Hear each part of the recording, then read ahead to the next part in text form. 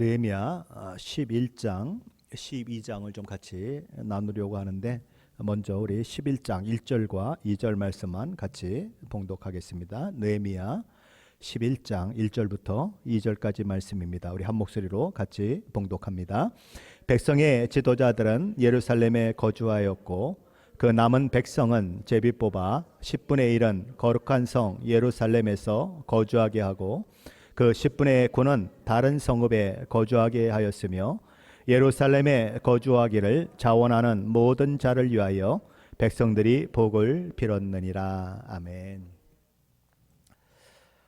기원전 538년 고레스 칙령에 의해서 성전을 건축하러 예루살렘을 향했던 사람들이 있었습니다. 하지만 온갖 반대와 또 방해로 인해서 성전 건축은 터만 겨우 만들어 놓은 채 더 이상 진행될 수가 없었죠. 성전 공사가 페르시아 제국으로부터 돌아온 사람들에 의해서 실제적으로 시작된 해는 이제 기원전 536년입니다. 그러니까 터를 닫고 무려 한 16년 동안 아무런 진척을 하지 못하는 그런 상황들이 벌어지게 되는 것이죠. 그러다가 이제 학개와 스가랴 선지자를 보내셔서 성전 건축을 독려하시는 하나님의 말씀을 따라 기원전 520년에 다시 성전 공사를 시작해서 4년 후인 기원전 516년에 성전 공사가 마무리되게 됩니다. 하지만 폐허가 된 벌판 위에 집 하나 덩그러니 존재하는 것처럼 이렇게 성전 공사가 마무리되었지만 예루살렘 성전은 이제 그 무너져버린 성벽 그리고 불타버린 성문이 있는 그곳에 그야말로 황폐한 땅 한가운데 덩그러니 놓여진 그런 상태가 되어 있던 것이죠. 그러나 중에 이제 페르시아의 술관원장이었던 페르시아의 이 느헤미야가 예루살렘에 총독이 되어서 오게 되는 것입니다. 그래서 무너진 성벽과 불타 없어진 성문을 재건하는 그런 일들, 그런 프로젝트를 진행하게 되는데 기적적으로 52일 만에 이 성벽 공사가 완성됩니다. 그때가 기원전 444년이죠. 성전 공사가 마무리된 이후 72년이 지난 때이고 고레스 칙령이 발표된 이후 무려 94년이 지난 이후에 되어진 일인 것입니다. 그러는 사이에 페르시아 제국의 왕은 이제 이 고레스에서 캄비세스에서 이 가우마타 또는 이제 이 스멜디스라고 불리우는 사람 그 사람으로 바뀌고 이 가우마타에서 다리오에서 아닥사스다 왕으로 바뀌는 그런 일들이 있게 되는 것입니다. 자, 그렇다면 이 모든 일이 다 완료된 이후에 예루살렘 성읍의 상황은 어떠했을까요? 우리 앞으로 좀 넘어가셔서 느헤미야 7장으로 한번 가보시겠습니다. 느헤미야 7장 1절로 4절까지 말씀인데 우리 한번 같이 보십시다. 느헤미야 7장 1절로 4절까지 말씀입니다. 한번 같이 봉독하겠습니다. 성벽이 건축됨에 문짝을 달고 문지기와 노래하는 자들과 레위 사람들을 세운 후에 네아우 하나니와 영문의 관원 하나냐가 함께 예루살렘을 다스리게 하였는데 하나냐는 층성스러운 사람이요 하나님을 경외함이 무리 중에서 뛰어난 자라. 내가 그들에게 이르기를 해가 높이 뜨기 전에는 예루살렘 성문을 열지 말고 아직 파수할 때에 곧 문을 닫고 빗장을 지르며 또 예루살렘 주민이 각각 자기가 지키는 곳에서 파수하되 자기 집 맞은편을 지키게 하라 하였노니 그 성읍은 광대하고 그 중인은 적으며 가옥은 미쳐 건축하지 못하였음이니라. 느헤미야 7장 4절 말씀은 예루살렘 성읍은 광대한 반면에 그곳에 사는 사람은 적었다. 그리고 그들이 살 집도 아직 제대로 건축되지 못한 상태 가운데 있었다라고 이야기하는 것입니다. 그렇게 수곤이었던 성벽 공사가 하나님의 도우심으로 말미암아 그야말로 기적적으로 52일 만에 완료되었지만 예루살렘 성읍의 거주민들은 많이 부족했고 주거 환경이 아직 이렇게 제대로 되어져 있지 않는 상황을 맞이했다는 것입니다. 그러게 이제 성벽 공사를 다 완성하고 나서 느헤미야와 그 지도자들은 예루살렘의 성읍에 정착해서 살아갈 사람들을 찾게 되는 그 일들을 하게 되는 것입니다. 성전 공사를 위해 돌아왔던 1차 기약민들이 이곳에 온 지도 벌써 94년이 흐른 뒤인 것입니다. 그렇다면 그들은 이미 각자의 성읍에 거주하면서 자기 삶의 터를 일구고 살아온 지 오래되었다는 말이죠. 그렇죠? 저와 여러분 미국에 온 지 얼마나 되셨습니까? 여기 94년 되신 분들이 있으십니까? 94년이 됐다면 벌써 2대, 3대, 4대로 넘어가는 그런 시대가 되은 것입니다. 이미 다 정착하고 있다는 거죠. 그래서 다른 성읍에 다 정착되고 있는 사람들이 갑자기 예루살렘 성벽이 완성됐다고 해서 예루살렘 성읍 안으로 들어와 사는 것은 사실 쉽지 않은 것입니다. 그래서 그런 배경적 상황을 생각하면서 오늘 저희와 여러분이 읽었던 이 11장을 생각해야 하는 것이죠. 우리 오늘 본문 저희와 같이 읽었던 11장 1절 2절 말씀인데 다시 한번 읽어봅니다. 백성의 지도자들은 예루살렘에 거주하였고 그 남은 백성은 제비 뽑아 10분의 1은 거룩한 성 예루살렘에서 거주하게 하고 그 10분의 9는 다른 성읍에 거주하게 하였으며 예루살렘에 거주하기를 자원하는 모든 자를 위하여 백성들이 복을 빌었느니라. 이 말씀은 첫째로 느헤미야와 지도자들이 솔선수범해서 자기들이 먼저 예루살렘 성읍에 거주하기로 결정했다라고 이야기합니다. 보통 세상의 지도자들의 특징은 뭘까요? 다른 사람에게는 짐을 지우고 이렇게 해라 저렇게 해라 이야기하면서도 자기들은 그와는 정반대로 움직이는 것이 세상 지도자들의 모습인 것입니다. 겉으로는 깨끗착착하고 그냥 뭐 조금만 나오면 막 욕을 해대고 그랬던 정치인들이 어느 날 보면 구린내 나는 그런 구린내가 진동하는 모습으로 드러나는 모습 우리는 흔히 보고 있는 것입니다. 종종 종교인들도 그런 모습을 보일 때가 있죠. 누가복음 11장에 보면 한 율법 교사가 와서 예루살렘에 예수님께 나오죠. 예수님은 화 있으신저 서기관들아 화 있으신저 뭐 바리새인들아 이렇게 얘기하시니까 그 사람이 이렇게 얘기합니다. 선생님 이렇게 말씀하시니 우리가 누굽니까? 우리 율법 교사까지 모욕하심이니까 라고 하며 그가 예수님 앞에 불만을 표시하죠. 그러자 예수님이 하셨던 말씀은 이런 말씀입니다. 누가복음 11장 46절 말씀이죠. 화 있을진저 또 너희 율법 교사여 지기 어려운 짐을 사람에게 지우고 너희는 한 손가락도 이 짐에 대지 않는도다. 무슨 얘기예요? 남에게 어려운 말씀을 그냥 짊어주고 그리고 그 말씀을 해석해서 그냥 짐이 무겁게 해놓고는 자기는 손 하나도 까딱하라고 있다. 바로 그런 얘기를 하고 있는 것입니다. 그래서 예수님께 책망을 듣고 있는 거죠. 하지만 느헤미야 공동체 지도자들은 그렇지 않았다는 것입니다. 먼저 나서서 남들이 지기 싫어하는 짐을 졌다는 거죠. 교회도 그러해야 하는 것입니다.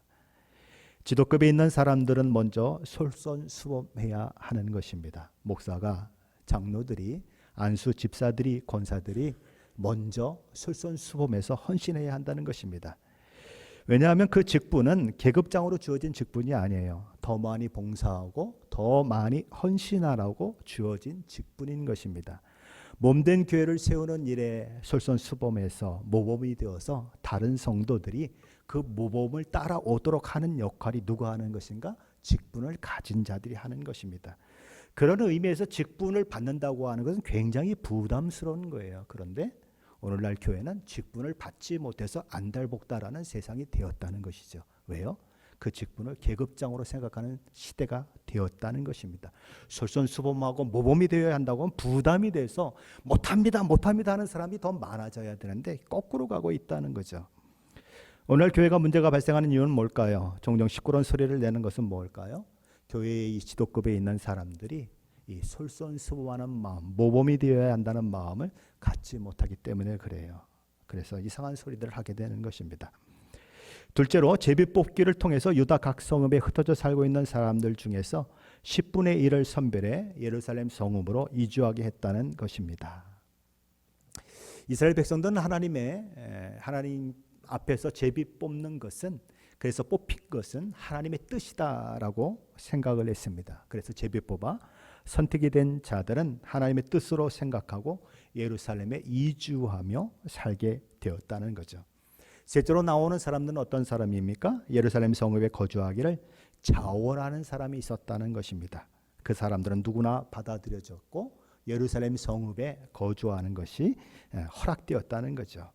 자, 보십시오. 이들은 지도급들도 아닙니다. 그렇다고 제비 뽑아 선택된 사람들도 아닙니다. 그러나 다른 사람들이 다 들어가 살기를 꺼려하는 예루살렘 성읍에 자원하여 들어가서 살기로 작정했다는 것입니다. 오늘날로 말하면 진짜 배기들이다. 그래서 이런 사람들을 향해서 모든 사람들이 박수를 치면서 복을 빌어줬다라고 오늘 성경은 기록하고 있는 것입니다. 교회가 필요하라는 사람은 어떤 사람들일까요? 바로 이런 사람들인 것입니다. 내가 직분을 가졌기 때문에 그 직분을 맡게 되었기 때문에 잘 섬기는 것 매우 귀한 일인 것입니다. 그리고 내가 순장이거나 내가 남녀 전도회 회장을 맡았거나 혹은 여러 부서의 일을 맡았기 때문에 수고하는 것도 매우 귀하고 잘하는 일입니다. 하지만 그들의 모든 수고에 자원하는 심령이 없다면 어떤 결과가 만들어질까요? 억지로 하게 되든지 하기 싫은 것 그냥 할 수 없이 하게 되든지 아니면 누군가 자기가 하는 일을 알아주지 않으면 내팽개치고 싶은 생각이 물뚝물뚝 올라오게 되는 것입니다. 사도 바울은 마게도냐 성도들이 환난과 공고 가운데 있는데 예루살렘 성도를 위해 넘치도록 연보한 사건을 이제 고린도후서 8장 2절과 4절에서 이렇게 다루면서 이렇게 얘기를 합니다. 환난의 많은 시련 가운데서 그들의 넘치는 기쁨과 극심한 가난이 그들의 풍성한 연보를 넘치도록 하게 하였느니라. 내가 증언하노니 그들이 힘대로 할 뿐만 아니라 힘에 지나도록 자원하여 이 은혜와 성도 섬기는 일에 참여함에 대하여 우리에게 간절히 구하니 우리가 바라던 것뿐만 아니라 그들이 먼저 자신을 주께 드리고 또 하나님의 뜻을 따라 우리에게 주었도다. 자, 지금 마게도냐 성도들이 당한 상황은 어떤 상황입니까? 환난의 많은 시련 가운데 있었다. 그런데 그들이 넘치는 기쁨을 가지고 있었고 그럼에도 불구하고 극심한 가난을 가지고 있었는데도 불구하고 뭘 많이 했다고요? 풍성한 연보를 많이 했다. 그들 자신도 정말 힘든 상황인데 그럼에도 불구하고 넘치도록 도움의 손길을 주었다라는 거예요. 그게 자원하는 심령이라는 것입니다. 사도 바울은 같은 장인 고린도후서 8장에서 디도에 대한 이야기를 하면서 이렇게 적습니다. 고린도후서 8장 17절로 19절 말씀입니다. 그가 고난을 받고 더욱 간절함으로 자원하여 너희에게 나아갔고 또 그와 함께 한 형제를 보내었으니 이 사람은 복음으로서 모든 교회에서 칭찬을 받는 자요 이뿐 아니라 그는 동일한 주의 영광과 우리의 원을 나타내기 위하여 여러 교회의 택하심을 받아 우리가 맡은 은혜의 일로 우리와 동행하는 자라. 디도가 어떻게 나아갔다고 얘기하고 있습니까? 더욱 간절함으로 자원하여 너희에게 나아갔다라고 이야기하는 것입니다. 억지로 일하는 사람과 자원하여 일하는 사람의 차이는 엄청난 차이를 보이는 것이 사실입니다. 억지로 공부하는 사람과 스스로 공부하는 사람과의 차이가 엄청난 차이를 만들어내는 것처럼 자원하는 심령과 억지로 하는 사람은 엄청난 차이를 만들어내는 것입니다. 교회도 바로 이런 사람들이 필요한 것이죠. 내가 왜 교회 가서 고생을 해? 내가 무엇 때문에 교회 가서 봉사를 해? 라고 생각하는 분들이 있습니다. 그러나 그런 반면에 누가 시키지 않았는데도 자원해서 섬기려고 애쓰는 사람들이 넘쳐나는 교회가 있는 것입니다. 그런 교회는 하나님이 기뻐하시는 교회죠. 우리 교회를 보면 이제 교회 온 지 얼마 안 되는 분들인데 벌써부터 나도 점심 식사를 대접하겠다고 나서는 분들이 있어요. 우리 교회는 나오지 않는데 학생 신분으로 파트타임으로 일을 하는데 11조를 꼬박꼬박 보내오는 두 친구가 우리 교회에 있습니다. 우리 교회는 나오지 않는데 비즈니스를 하면서 우리 교회 어떤 사람보다 더 많은 11조를 하는 분이 우리 교회에 있어요. 우리 교회 한 번도 나온 적이 없어요. 그런 분들이 있어요. 얼마나 감사한지 모르겠습니다. 돈이 많으면 그런 일을 할 수 있을까요? 아니요. 마게도냐 성도들처럼 자원하는 마음이 있을 때 할 수 있는 일입니다. 시간이 많으면 잘 섬길 수 있을까요? 아니요. 시간이 아무리 많아도 자원하는 마음이 없으면 못 섬깁니다. 그럼 누가 교회의 일꾼이 되어야 할까요? 하나님의 은혜를 알고 하나님이 베풀어 주신 사랑을 알기 때문에 자원하여 섬기는 자가 교회의 일꾼이 되어야 합니다. 감사하게도 우리 교회는 새로 오신 분들이 그런 얘기를 많이 해요. 자원하는 분들이 많다. 이건 우리 교회의 자랑인 것입니다. 너무 감사한 거예요. 느헤미야 공동체가 그런 자원하는 사람들을 위해서 박수갈채를 보내고 복을 빌었던 것처럼 자원하여 몸된 교회를 섬기는 모든 분들에게 우리 하나님 아버지로부터 놀라운 복과 은혜가 부어지기를 축원합니다. 한번 생각해 보세요. 예루살렘에 거한다고 무슨 유익이 있겠습니까? 돈을 많이 벌 수가 있겠습니까? 아니면 예루살렘 그 안에서 뭐 농사를 더 지을 수 있겠습니까? 아니면 더 많은 가축을 기를 수 있는 그런 상황이 됩니까? 아무것도 없어요. 예루살렘은 해발 786m 높이에 위치한 천혜의 요새와 같은 지역입니다. 물이 없어서 외부로부터 길어와야 하는 곳이에요. 그래서 히스기야는 기온샘으로부터 무려 525m의 길이의 물 터널을 만들어서 물을 예루살렘 성 안으로 끌어들이는 대공사를 해야 했던 것입니다. 어떤 아이가 놀다가 이 기온샘 있는 근처에서 이 히스기야 동굴이 있는 곳에서 한 비문을 이렇게 발견하게 됩니다. 그 비문에는 이 히스기야 그 터널, 물 터널에 대한 이야기가 적혀 있어요. 근데 그 이야기 속에는 이 터널을 어떻게 뚫었는가? 예루살렘에서 기온섬으로 가는 한 팀이 이렇게 터널을 뚫어갔고, 기온섬에서부터 예루살렘으로 가는 한 팀이 이 터널을 뚫어갔습니다. 그 시대에 뭐 별다른 장비가 없는 시대에 뚫었는데 둘이 딱 만났어요. 그래서 둘이 이제 얼마 안 내겨놓고 막 얘기하는 그런 것들이 그 비석에 아주 고대 자료에 그렇게 있어서 아주 놀라운 그런 센세이션을 일으킨 적이 있습니다. 그럼 그들은 어떻게 터널을 뚫었을까요? 어떻게 그렇게 딱 맞춰서 그렇게 갈 수 있었을까요? 고고학자들은 이렇게 얘기합니다. 물이 조금씩 흘러가는 그곳을 계속 따라가는 것입니다. 이쪽에서는 그 물을 따라가고 이쪽에서 그 물을 따라가는 겁니다. 그래서 이게 서로 만났다, 그런 얘기를 합니다. 그래서 그렇게 참 물이 귀한 곳입니다. 그렇다면 그곳에는 농사 짓는 것도 안 되고, 그렇죠? 가축을 키우는 것도 안 되고 아무것도 안 되는 거예요. 그럼에도 불구하고 이스라엘의 지도자들이 제비업부와 각 지역으로부터 선택된 10분의 1 해당되는 사람들이, 그리고 자원하여 그렇게 그곳에 거주하려고 하는 사람들이 그곳에 살았다는 거예요. 그럼 왜 그들은 그렇게 살았을까요? 그들의 마음속에는 무엇이 더 소중한지를 아는 마음이 있었기 때문이에요. 세상의 어떤 것보다 하나님을 섬기고 하나님을 예배하는 것이, 하나님을 사랑하는 것이 더 귀하다고 하는 마음이 그들에게 있었기 때문이라는 것입니다. 그들에게는 주의 궁전에서의 한 날이 다른 곳에서의 첫날보다 낫다는 고백이 있었기 때문에 그래요. 그들에게는 악인의 장막에서 세상 모든 기쁨과 편의를 누리며 사는 삶보다 차라리 그런 것은 하나도 누리지 못해도 하나님의 성전 문지기로 있는 것이 더 좋다는 고백이 있었기 때문에 그런 것입니다. 저와 여러분이 교회에서 봉사한다고 돈이 생깁니까? 안 생겨요. 자원한다고 뭐가 생깁니까? 안 생겨요. 그런데 왜 교회에 와서 그렇게 충성봉사를 다 하십니까? 그것이 소중한 것을 알기 때문에 그런 거예요. 돈을 준다면 그 일을 하겠습니까? 어떤 분들은 얘기해요. 만약에 나한테 돈을 지불한다면 나 일 당장 안 하겠습니다라고 얘기해요. 그렇게 얘기하는 분들이 있는 거예요. 그게 자원하는 거예요. 우리 주님은 그런즉 너희는 먼저 그의 나라와 그의 의를 구하라. 그리하면 이 모든 것을 너희에게 더하시리라고 말씀하셨습니다. 뭘 먼저 구하라고요? 먼저 그 나라와 그의 의를 구하라.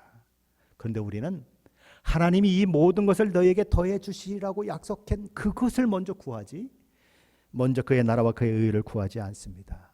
하나님은 저와 여러분이 떡으로 사는 것이 아니라, 떡으로만 사는 것이 아니라 하나님의 입으로 나오는 모든 말씀으로 살아야 하는 사람이라고 이야기합니다. 하지만 현대 그리스도인들의 우선순위는 완전히 뒤집혀 있습니다. 먹고 사는 것이 우선이에요. 하나님 나라와 하나님의 의를 구하는 것은 뒷전입니다. 먹고 사는 것이 먼저예요. 하나님의 말씀은 뒷전입니다. 그것이 우리의 문제인 거예요. 그래서 떡을 구하는 것을 최고의 목표로 살고 사는 것입니다. 하나님의 말씀을 1년에 얼마나 읽고 계십니까? 1독은 하고 계십니까? 아니면 2독을 하고 계십니까? 성경 어디 찾으라 그러면, 오바댜서 찾으라 그러면 찾으실 수 있으십니까? 하도 못 찾아서 어느 목사님이 그랬대요. 혹시 인쇄소에서 잘못 인쇄해가지고 오바댜서가 없는 성경도 있다고. 그러니까 찾으시려고 하지 말라고. 왜요? 어디 있는지를 모르고 그런 성경이 어디 있는지도 모르니까 아무리 뒤져도 안 나오는 거예요. 이게 우리의 현실이라는 거예요. 그런 사람들이 점점 많아지고 있는 것, 슬픈 현실인 것입니다. 자, 우리 느헤미야 11장 3절 말씀입니다. 함께 읽어봅니다. 3절입니다. 제사장들과 레위 사람들과 느디딤 사람들과 솔로몬의 신하들의 자손은 유다 여러 성읍에서 각각 자기 성읍, 자기 기업에 거주하였느니라. 예루살렘에 거주한 그 지방의 지도자들은 이러하니. 그러면서 이제 예루살렘에 거주한 사람들의 명단이 나오는데 여기 몇 사람들에 대한 이야기가 나옵니다. 제사장, 레위 사람들, 느디님 사람들, 솔로몬의 자손들이 나옵니다. 이 네 부류의 사람들은 다 어디서 생활하는 사람들이냐면 성전을 중심으로 섬기면서 사는 사람들입니다. 그렇죠? 제사장과 레위는 뭐 두말할 필요도 없죠. 자, 그러면 느디님 사람들과 솔로몬 신하들은 어떤 사람들입니까? 이들은 본래 이방인이었는데 전쟁이나 이런 것들에 의해서 포로로 이스라엘에 잡혀온 사람들이에요. 그래서 성전에서 쉽게 말하면 막노동, 막일을 하는 사람들인 것입니다. 쉽게 말하면 물을 길어오는 일을 한다든지 아니면 번제단 밑에 장작 같은 것을 이제 만들어 가지고 오는 그 일들을 허드렛 일을 하는 사람들인 것입니다. 다 뭐 이름은 다르게 되어 있지만 성전에서 봉사하는 일을 위해서 수고하는 사람들인데 그들이 어디에 살았어요? 유다 여러 성읍에 살았다. 그것이 현실이었다는 거예요. 자기 성읍, 자기 기업에 거주하는 것이 현실이었다. 그런데 예루살렘에 거주하기로 했던 지도자들이 있었고 또 10분의 1에 해당되는 사람들이 예루살렘에 거하는 일들이 있었고 자원하여서 예루살렘에 거주하는 사람들이 있었다라고 얘기하면서 이제 그 사람들의 명단들을 그렇게 계속 이제 적어나가고 있는 것입니다. 그것이 이제 느헤미야 11장 4절부터 24절까지에 있는 말씀입니다. 자, 이 첫 번째로 여기서 언급되고 있는 사람들 중에 유다 자손과 베냐민 자손이 언급되고 있습니다. 자, 그런데 이 같은 사건을 기록하고 있는 역대상 9장 3절 말씀에 보면 유다 자손과 베냐민 자손만 기록되고 있는 것이 아니라 다른 자손들도 거기 기록되고 있어요. 역대상 9장 3절 말씀입니다. 유다 자손과 베냐민 자손과 에브라임과 므낫세 자손 중에서 예루살렘에 거주한 자는 같은 사건을 이야기하고 있는데 여기 보면 에브라임과 므낫세 자손이 또 이야기되고 있어요. 자, 그런데 왜 느헤미야서는 왜 두 자손만 이야기하고 있는가? 왜 두 지파만 이야기하고 있는가? 포로 생활에서 돌아온 지파들을 대표하는 두 지파만 그렇게 이야기하고 있기 때문에 그런 것입니다. 그런데 그들 중에 예루살렘 그 성읍에 거주하는 사람들이 있었다라고 얘기하는 것입니다. 두 번째로 이제 어떤 사람들이 언급되냐면 제사장들이 언급되고 있는데 느헤미야 11장 10절부터 14절까지 언급되고 있는데 이들의 총수가 1192명이었다라고 얘기합니다. 세 번째로 언급되고 있는 사람들은 이 제사장들을 도와서 예배를 돕는 레위인들에 대한 언급이 있습니다. 느헤미야 11장 15절부터 24절까지의 말씀이 그들에 대한 기록인데 이 레위인들이 무슨 일을 했는가 하는 것이 네 가지로 기록되고 있습니다. 첫째는 성전 바깥에서 일어나는 일을 처리하는 일이었다. 성전 안에 누구만 들어갈 수 있습니까? 제사장 밖에 들어갈 수밖에 없기 때문에 성전 밖에서 제사장을 돕는 일들을 누가 했는가? 레위인들이 했다. 둘째는 기도할 때에 감사하는 말씀을 인도하는 일을 누가 했는가? 이 레위인들이 했다. 셋째는 성문을 지키는 문지기 역할을 누가 했는가? 레위인들이 했다. 넷째는 하나님을 찬양하는 찬양대로 섬기는 일을 누가 했는가? 바로 이 레위인들이 했다라고 기록하고 있는 것입니다. 느헤미야 11장에서 네 번째로 언급되고 있는 사람들은 그러면 나머지 유다 자손들은 어디에 살았는가? 각 성읍 어디에 살았다라고 하는 말을 쭉 하면서 이제 11장이 끝나는 것이죠. 벌써 11장 다 끝났습니다. 그리고 이제 느헤미야 12장으로 넘어가게 되면 성벽 완성 후에 드려지는 봉헌식이 큰 주제로 다루어지면서 봉헌 예식에 대한 메인 주제를 다루기 전에 먼저 뭘 다루냐 하면 1차 귀환 때 돌아온 제사장들과 레위인들의 명단을 다룹니다. 그리고 두 번째는 대제사장의 족보를 다룹니다. 그리고 세 번째 다루어지는 것은 느헤미야 시대에 아까는 1차 귀환 시대에 있었던 제사장과 레위인들이었다면 지금은 느헤미야 시대에 제사장으로 섬겼던 사람들, 레위인으로 섬겼던 명단들이 나오는 것입니다. 그리고 드디어 성전 봉헌 예식을 이제 다루게 되는 것이죠. 느헤미야 12장 27절부터 43절까지가 성전 봉헌식 행사를 느헤미야 공동체가 어떻게 치루어지었는지에 대한 이야기를 기록하고 있는 기록인 것입니다. 자, 그렇다면 느헤미야 공동체는 성벽 봉헌식을 거행하기 위해서 무엇을 먼저 준비했을까요? 우리 느헤미야 12장 27절로 29절 말씀인데 우리 한번 같이 찾아서 읽어보겠습니다. 느헤미야 12장 27절로 29절 말씀입니다. 한번 같이 읽어보겠습니다.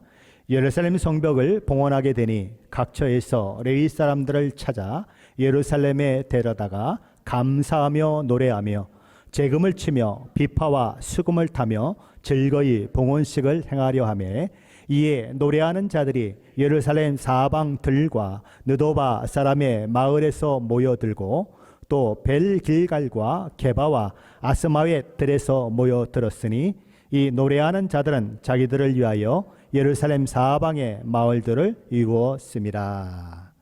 느헤미야와 지도자들이 첫 번째로 한 일은 이 복된 성벽 봉헌식을 위해서 하나님께 감사의 찬송을 부르는 사람들, 노래하는 사람들이나 또는 악기를 연주하는 사람들을 불러 모으는 것이었습니다. 혹시 여러분 예배에 있어서 찬양이 없는 예배를 생각해 볼 수 있을까요? 아마 찬양이 없는 예배는 생각할 수 없을 것입니다. 찬양이 예배에서 차지하는 그 비중은 엄청나게 큰 것이에요. 그래서 바로 이 봉헌식에 앞서서 이 느헤미야 지도자들은 바로 그 찬양을 하는 사람들을 각처에서 다 모으고 있는 것입니다. 느헤미야가 또 지도자들이 두 번째로 한 일은 성벽 봉헌식을 위해 수고해야 하는 제사장들과 레위 사람들을 정결하게 하는 일을 하는 것입니다. 드디어 찬양대가 조직되고 이제는 제사장들과 찬양대에 설 레위 사람들을 위한 정결 예식이 행해지는 거죠. 우리 30절 말씀인데 함께 읽어봅니다. 30절입니다. 제사장들과 레위 사람들이 몸을 정결하게 하고 또 백성과 성문과 성벽을 정결하게 하니라. 예배에 앞서서 하나님을 찬양하고 높여드리는 데 앞서서 무엇이 먼저 행해졌는가? 정결 예식이 먼저 행해졌다. 거룩한 예배를 인도하는 사람이 부정하게 되면 그 예배는 오염될 수밖에 없습니다. 그래서 오늘날 교회에서도 예배를 인도하는 목사나 찬양팀이나 찬양대 등은 자신이 먼저 정결해야 함을 잊지 말아야 합니다. 하나님은 죄인을 받으실 수 없어요. 그래서 찬양대로 섬기는 사람들, 찬양팀으로 섬기는 사람들은 반드시 예수 그리스도의 피를 힘입어서 거듭난 사람들이어야 합니다. 왜요? 죄인은 하나님이 받지 않으시기 때문에 그래요. 또 이미 구원받아서 거듭난 사람들이라고 하더라도 날마다 삶 속에서 죄를 범할 수 있습니다. 허물이 있을 수 있습니다. 하나님 앞에 나와서 먼저 기도하면서 하나님 앞에 자기 죄를 자복하고 자기 죄를 정결케 하는 일들이 있어야 하는 것입니다. 그렇게 정말 성심을 다해서 하나님 앞에 나아가야 하는 거예요.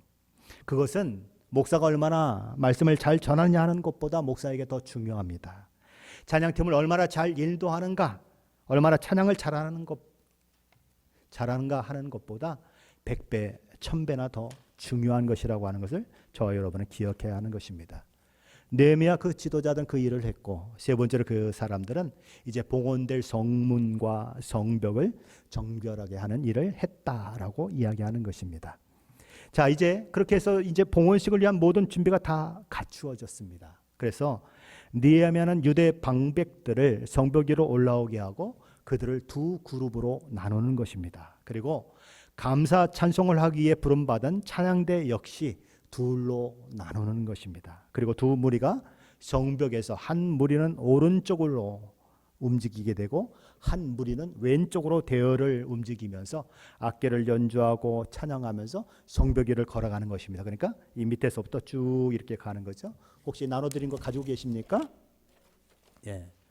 여기 보면 이제 이렇게 들으셔야 됩니다. 이렇게 보면 여기 분문이라고 제일 밑에 있는데 분문 왼쪽에서 시작이 되는 것입니다. 그래서 한쪽 사람들은 한쪽 무리는 시계 반대 방향으로 분문을 통해서 셋문을 통해서 이제 수문을 통해서 마문을 통해서 이제 동문 쪽으로 나아가는 것입니다. 그리고 다른 그룹은 시계 방향으로 이동을 해서 이 계곡문 또는 골짜기 문이라고 하는 것을 통해서 이제 에브라임문, 옘문, 어문, 이렇게 양문, 가목문까지 가는 것이죠. 그리고 이제 동문에서 서로 만나게 되는 거예요. 두 그룹이. 그러니까 성벽 위에서 서로 하나님을 찬양하고 갔던 사람들이 밑에서부터 하나는 오른쪽으로 시계 반대 방향으로 움직이고 하나는 이제 왼쪽에서 시계 방향으로 움직여서 자 감옥문 가까이 있는 곳으로 여기서 멈추고 이쪽에서는 이제 이 동문 마문을 지나서 동문 인쪽에 멈춰서 이제 동문에서 둘이 하나가 되어가지고 어디로 들어가는 거냐면 이제 이 성전으로 들어가는 거예요. 이 동문은 황금문이라고도 불려지는 것입니다. 자, 이들은 얼마나 기뻤을까 한번 여러분 생각해 보신 적이 있습니까? 온갖 방해와 공작에도 불구하고 온 공동체가 한 마음 한 뜻이 되어서 불철주야 수고한 끝에 그들은 기적적으로 약 52일 만에 성벽 공사를 완성했습니다. 그리고 지금 두 무리로 나누어져서 찬양하는 무리들과 이스라엘의 지도자들이 쫙 가가지고 서로 만나서 동문을 통해서 예루살렘 성전으로 들어가서 하나님 앞에 봉헌 예배를 드리는 그 일들을 이들이 하고 있는데 이들이 얼마나 감격했을까요? 얼마나 기뻤을까요? 그 기쁨이 얼마나 대단했는지 느헤미야 12장 43절이 기록하고 있습니다. 우리 느헤미야 12장 43절인데 한번 같이 읽어봅니다. 같이 읽습니다. 이날에 무리가 큰 제사를 드리고 심히 즐거워하였으니 이는 하나님이 크게 즐거워하게 하셨습니다. 부녀와 어린아이도 즐거워하였으므로 예루살렘이 즐거워하는 소리가 멀리 들렸느니라. 그들은 하나님께 감사의 제사를 드렸습니다. 그리고 심히 즐거워했다라고 얘기합니다. 너무너무 즐거워했다는 거예요. 왜 그렇게 되었는가? 이는 하나님이 그들을 크게 기쁘게 하셨기 때문이다. 그들은 지금 이 봉헌을 하는 모든 일들이 하나님의 은혜의 결과요, 하나님의 섭리하심의 결과다. 하나님이 우리에게 기쁨과 은혜를 주셨다라고 이야기하며 하나님을 심히 높여드리며 즐거워하고 있는 것입니다. 남자들만 그랬던 것이 아니에요. 부녀자들도 그랬고 어린아이들도 그랬다. 그들이 얼마나 즐겁게 하나님을 찬양하고 높여드리고 떠드는지 그 떠드는 소리가 멀리까지 들렸다라고 오늘 성경은 기록하고 있는 것입니다. 그렇게 해서 성벽 봉헌식이 끝이 나는 것입니다. 이제는 모든 하드웨어가 다 완료가 됐습니다. 그러면 이제 느헤미야 공동체는 무엇을 해야 할까요? 그들은 느헤미야 10장 39절 하반절에서 우리가 우리 하나님의 전을 버려두지 아니하리라 라고 선언한 바 있습니다. 이제 모든 것이 다 준비된 시점에서 성벽 봉헌까지 마친 이 시점에서 그들이 해야 하는 것은 어떤 것일까요? 지속적으로 하나님을 예배하며 하나님의 말씀을 듣고 순종하며 하나님께서 택하여 세우신 선민다운 삶을 살아가는 것이에요. 그들은 정말 그렇게 했을까요? 느헤미야 12장 44절로 47절 말씀인데 우리 한번 같이 읽어봅니다. 44절로 47절 말씀입니다. 그날에 사람을 세워 곳간을 맡기고 제사장들과 레위 사람들에게 돌릴 것 곧 율법에 정한 대로 거제물과 처음 익은 것과 11조를 모든 성읍밭에서 거두어 이 곳간에 쌓게 하였노니 이는 유다 사람이 섬기는 제사장들과 레위 사람들로 말미암아 즐거워하기 때문이라. 그들은 하나님을 섬기는 일과 결례의 일을 힘썼으며 노래하는 자들과 문지기들도 그러하여 모두 다윗과 그의 아들 솔로몬의 명령을 따라 행하였으니 옛적 다윗과 아삽의 때에는 노래하는 자의 제도자가 있어서 하나님께 찬송하는 노래와 감사하는 노래를 하였음이며 스룹바벨 때와 느헤미야 때에는 온 이스라엘이 노래하는 자들과 문지기들에게 날마다 쓸 몫을 주되 그들이 성별한 것을 레위 사람들에게 주고 레위 사람들은 그것을 또 성별하여 아론 자손에게 주었느니라. 유다 백성은 무엇을 했습니까? 우리가 우리 하나님의 전을 버려두지 아니하리라 약속했던 그들은 하나님께 드려야 할 마땅한 제물을 드렸다라고 기록합니다. 두 번째로 그들은 성전 예배를 관장하고 그 일을 위해 수고하는 모든 제사장들과 레위인들의 몫으로 지정한 소도 한 마리 첫 열매와 11조를 드렸다고 얘기합니다. 셋째는 왜 그들이 그럼 11조를 드렸는가? 왜 첫 열매를 드렸는가? 이 성경은 이렇게 얘기합니다. 그들이 제사장들과 레위인들이 하나님을 섬기는 일과 결례를 행하는 이 모든 일들을 기쁘게 여겼기 때문이다 라고 얘기하는 거예요. 자, 그 이야기를 다른 말로 하면 그들이 하나님을 예배하고 하나님의 말씀을 배우고 하나님의 말씀에 순종하는 그 일을 너무나 귀중히 여겼기 때문에 그 일을 위해 수고하는 모든 사람들을 위해 하나님께서 드리라고 하는 모든 것을 기쁨으로 드렸다라는 거예요.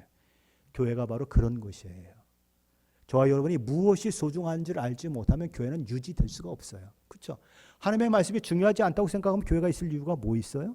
하나님을 섬기는 것이 중요하지 않다고 하면 교회가 있어야 할, 존재할 이유가 없는 거예요. 그것이 소중하기 때문에 저와 여러분이 헌신하는 것이고 저와 여러분이 헌금하는 것이고 애를 쓰는 거예요. 넷째, 그들은 레위인으로서 문지기로 수고하는 사람들, 그리고 레위인으로서 찬송하는 수고하는 사람들까지도 모든 것을 공급했다. 그리고 다섯째로 레위인들은 어떻게 했습니까? 사람들에게서 받은 11조 중에서 다시 11조를 제사장에게 주어서 제사장들의 삶이 가능하게 만들어줬다. 그렇게 함으로써 드디어 하드웨어도 완성됐을 뿐만 아니라 소프트웨어도 완성되어서 하나님의 백성들이 지속적인 예배가 가능하게 되었고 하나님을 섬기는 일이 가능하게 되었다라는 것입니다.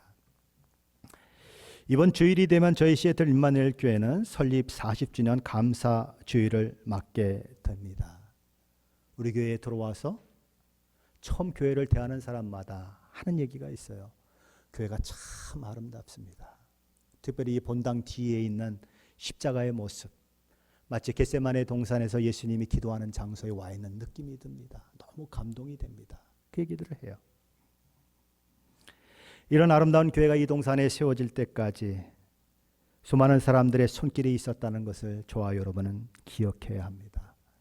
수많은 성도들이 온갖 수고와 땀을 아끼지 않았고 그들의 재물을 드리는 것을 마다하지 않았기 때문에 여기 시애틀 임마누엘 교회라고 하는 아름다운 교회가 세워져 있다는 것 저와 여러분이 잊어서는 안 되는 것입니다. 저는 지금까지 오래 다녔던 교회가 세 교회가 있습니다. 한국에 있는 교회, 미국에 와서 한 10년 정도 다녔던 교회, 그리고 우리 시애틀 임마누엘 교회가 그 세 번째로 많이 다니는 교회 중에 하나입니다. 첫 번째 교회에서도 성전 건축을 했습니다. 그래서 성전 건축을 위한 헌금을 했어요. 한국에서. 미국에 왔는데 또 성전 건축을 하더라고요. 그래서 미국에서도 성전 건축 헌금을 했습니다. 오직 유일한 교회가 우리 교회예요. 성전 건축을 위해서 헌금하지 않는 교회. 한국에서는 별로 그렇게 잘 살지 못했어요. 작정은 해놨는데 갚을 방법이 없어요. 어떻게 갚을게요? 미국에 오는 바람에 퇴직금을 탔습니다. 그래서 퇴직금을 띄어서 갖고 왔어요. 미국에 왔습니다. 또 교회를 짓는다 그래요. 월급이 뻔해요. 하루하루 사는 게 뻔해요. 그럼 어떻게 헌금합니까? 외상으로 헌금하는 거죠. 빌려서 헌금하는 것입니다. 그렇게 했어요. 우리 시애틀 임마누엘 교회는 제가 목사로 있는데 성전 건축을 위해서 헌금한 적이 없어요. 그런데 이렇게 아름다운 교회가 여기 세워져 있다는 거예요.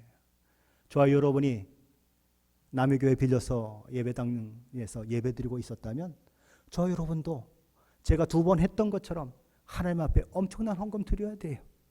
수천 불씩 헌금해야 돼요. 그런데 저와 여러분은 다 이루어진 곳에 와서 예배드리고 있다는 것.